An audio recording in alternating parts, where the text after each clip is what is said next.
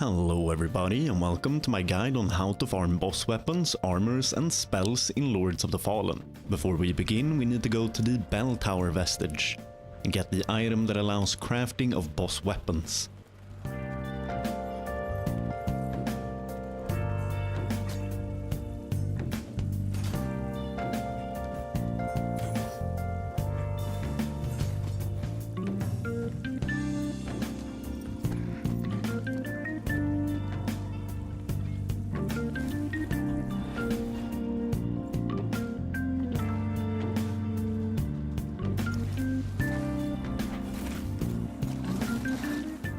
Once we got it, we can then turn this item into this guy in Skyrest, which then allows the crafting of boss weapons, armors and more.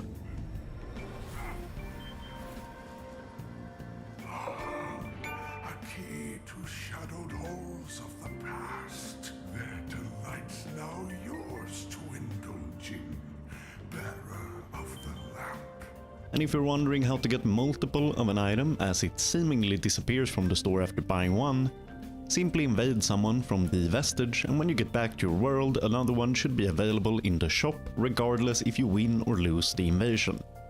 The currency we use to buy these boss items are called Umbral Scouring, which we get from the various bosses when we defeat them, and when we soulflay ghosts that show up in the Umbral dimension. These are only lootable ones, meaning we're quite limited in how many we can get this way.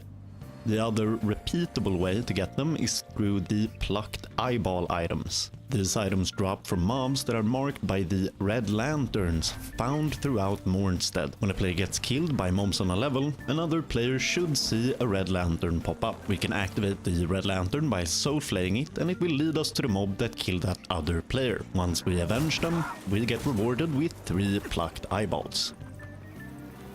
We can then go to the altar of the Putrid Mother, I think it's called, found right next to the guy we actually buy the boss items from in Skyrest. And it allows us to convert 3 eyeballs into 1 Umbral Scouring.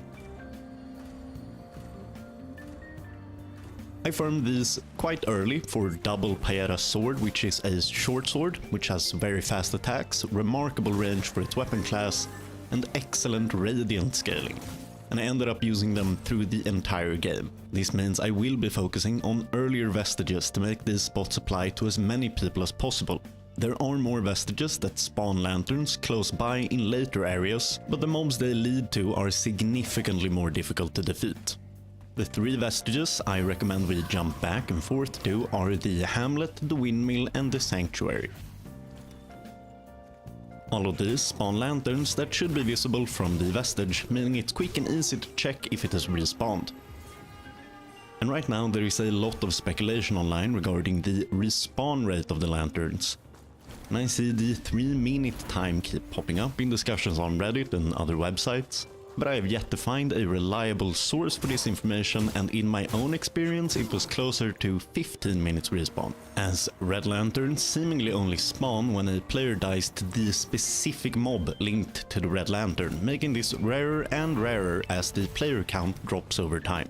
My recommendation would be to go to check for lanterns between deaths or whenever you find yourself at a vestige, since the spawn timer is quite long.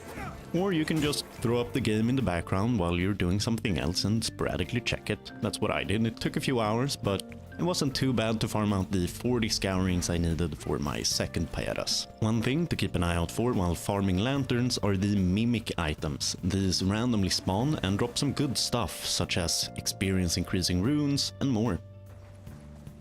The exact spawn points are apparently determined per character and are randomized, so my spawn points might not be the same as yours. Memorize where you see them and go back and check periodically. It's very simple, just soulflay them and you will get the loot. And that should be everything you need to know to farm boss weapons, armors and spells in Lords of the Fallen. Thank you so much for watching and I'll see you guys later. Bye.